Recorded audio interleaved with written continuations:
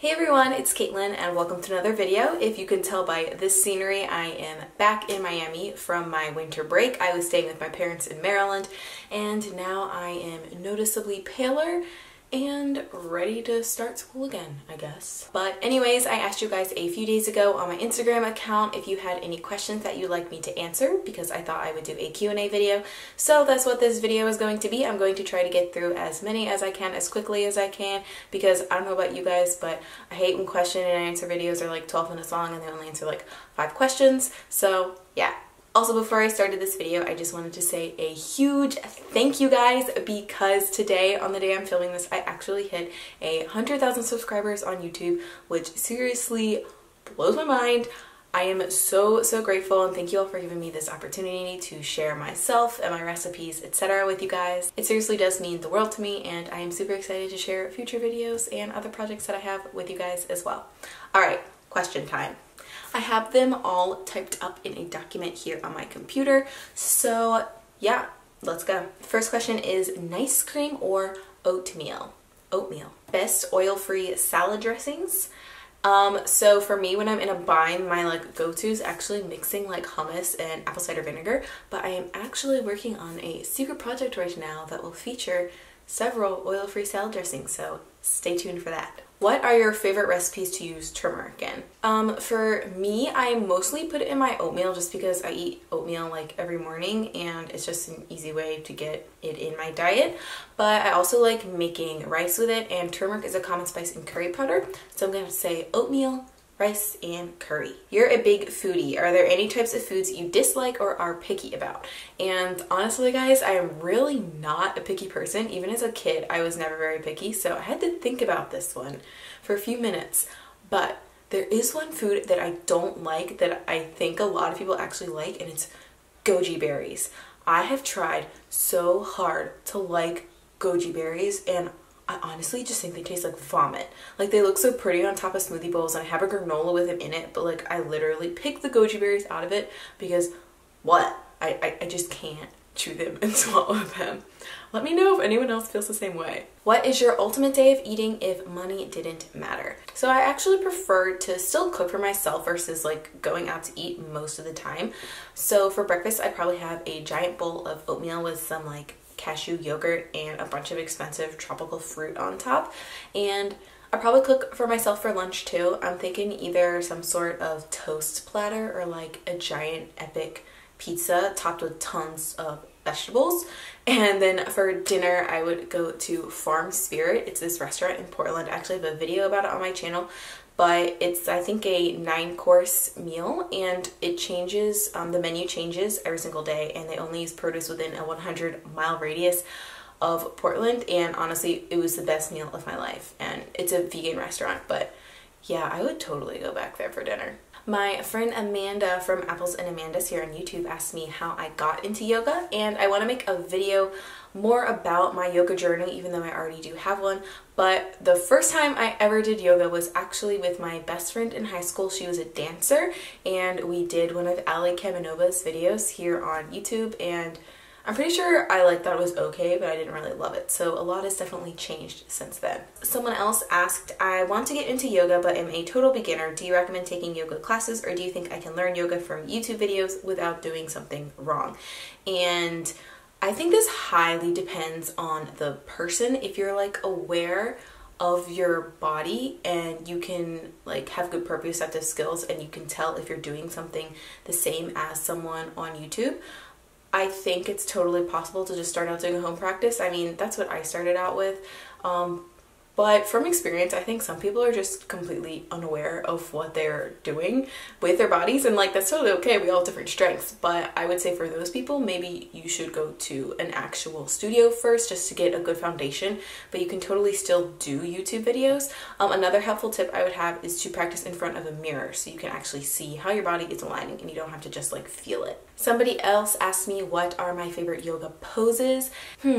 I'm not really sure. I really like dancer's pose, and I've also been working on getting my Pincha Mayurasana, so I'm just gonna say those two. But there are a lot of other ones that are good too. Alright guys, my friend Allie from A Girl Named Allie asked me some really awesome questions and I couldn't pick from all of them, so I'm just going to answer them all. What are 3 foods you would eat for the rest of your life, nutritional properties irrelevant? So I assume that like if I eat these foods, like I'll still be healthy or whatever. So I'm gonna pick Japanese sweet potatoes, avocado toast, and at this moment in my life, I guess my third option would be ripe mangoes. But honestly, I think if you asked me this every single day, my answer would change. Next, she asked me if all the YouTube channels were deleted and I could only save 3 of them, which ones would I pick? So I'm just gonna pick the ones that I'm like most excited for, like every time they post a video. So first would be Christ Soup. She is like awesome. I wish I was a friend. Next, I think I would pick Ellen Fisher just because her videos are really well done. And then finally, I think I'm going to pick Cam and Nina because they don't post very often, but their videos are like perfectly edited and I always find them super inspiring. I'll link all of those people in the description below if you don't know who I'm talking about. Allie also asked me what my most embarrassing moment was, and I guess I'll tell you guys, but I'm gonna wait till the end of the video just because it's a very dramatic story. And yeah. And then finally she said, use this comment to talk about something or someone or somewhere that makes you happy. And I don't know, I feel like I'm a generally happy person. So the first thing that comes to my mind right now is organizing things, because I just got home and unpacked and sort of like made a list of everything I have to do and then did a bunch of meal prep for the week, and my type A personality is definitely coming through as I ramble on. The next question is, how do you have time to make such beautiful and healthy meals even as a student? And I'm going to answer this one by saying we make time for the things you're most passionate about. So for me, I really enjoy cooking and photography, so that's where most of my free time goes. You know, where most people might spend their time watching Netflix or like going to the gym or hanging out with friends, like I'm probably in the kitchen. But it's totally possible to make beautiful food. Like I mostly do it on the weekends, and yeah, it's something I really enjoy. I don't feel like it's a chore and I don't really think about the time that goes into it just because I'm having fun while I do it. Do I want to have kids in the future? Yes, I do, but I'm very single right now, so first I'd have to work on finding a man. Do I drink alcohol? And in the case of yes, what is your favorite alcoholic drink? I don't abstain from alcohol, but I just never really feel inclined to drink it. It's just not something I really enjoy doing. So I don't really have a favorite alcohol drink. I'd say maybe I drink alcohol like 2 to 3 times a year, and if that, it's like a glass of wine. I really like Malbec though, so I guess Malbec. The next question is, what is your favorite song at the moment? So currently I am obsessed with this song that my yoga teacher back in Maryland would play at the start of every class. It's called Wood. It's by Rostrum. I'll link it in the description of this video. There's not a lot of like singing in it really, but it's just like a really good song to flow to, and I feel like it'd be a peaceful song to have as a morning alarm. I don't know.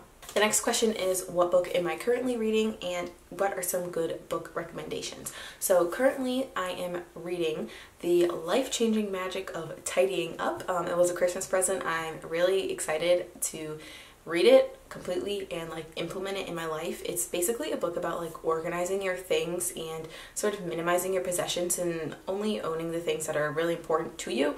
And I'm like a pack rat and tend to collect a lot of things, so I need to like cleanse some of my possessions, and I'm excited for that. I also read 2 other books over break, and one of them was Big Magic by Elizabeth Gilbert. I feel like a lot of people have talked about it on here. I thought it was pretty good, but like honestly I didn't love it. And then the other book that I just read was Rising Strong by Brene Brown, and that book was awesome. I loved it so much. I would definitely recommend that. The next question is, do I wear makeup on a regular basis and how do I stay confident? So honestly, I don't really wear that much makeup, which you can probably tell from my videos. Like the makeup that I'm wearing now is the makeup that I wear every day. I just fill my eyebrows, put on mascara, and like maybe put a little like highlight in the corner of my eye.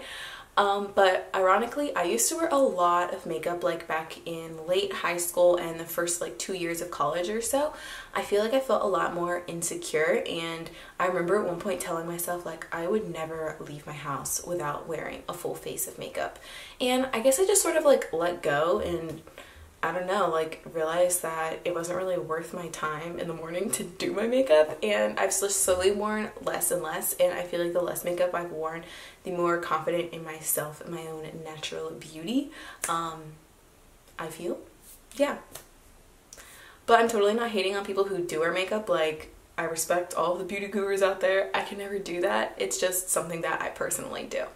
The next question is, when meeting new people, do you make it a point to mention you're vegan, or do you wait until it's necessary, like when you're making dinner plans? So I definitely wait until it's like a casual thing I can just bring up in a conversation. Like, I'm not going to introduce myself to people and be like, hi, my name's Caitlin, I'm a vegan, because I'm so much more than just my diet or my lifestyle, even though that is really important to me. Like, people don't walk up to you and go, hi, my name's Max, I eat meat. So I just feel like we should sort of normalize veganism and just, yeah, make it seem more approachable. And that being said too, I probably wouldn't even mention I was a vegan, even if I was making dinner plans, as long as I had a vegan option. Like, for me, the point when I would mention it is if someone asked me like, oh, you're not eating meat? And then I would just casually be like, yeah, I'm vegan. I don't do that shit. The next question is, what is one thing you find hardest about being vegan? I think the hardest thing for me is dealing with people who do like know about the cruelty of the meat and dairy industry, but then they like continue to purchase animal products and to think like hunting is cool or necessary, and it just kind of breaks my heart because I just don't understand why.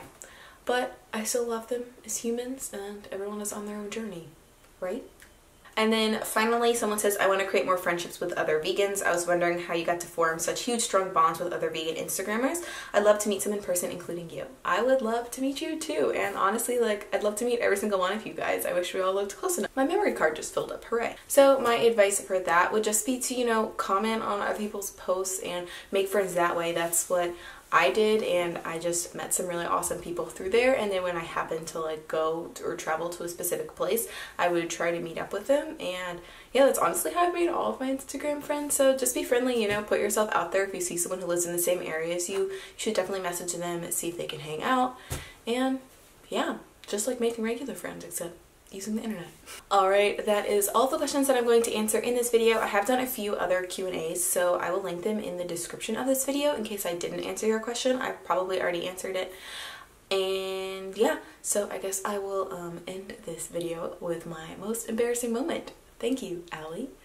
So, my most embarrassing moment was when I was studying abroad in Buenos Aires, Argentina. I was at home and no one else in my host family was home, and I took a really, really, really giant shit, and I clogged the toilet, and the toilet started overflowing and they didn't have a plunger, so I had to go downstairs and talk to the person at the front desk of the apartment complex that I lived in and ask him to help me, all in Spanish. And yeah, that was really embarrassing. Alright, that is it for this video. Thank you guys so much for watching, and I will see you in the next one. Bye!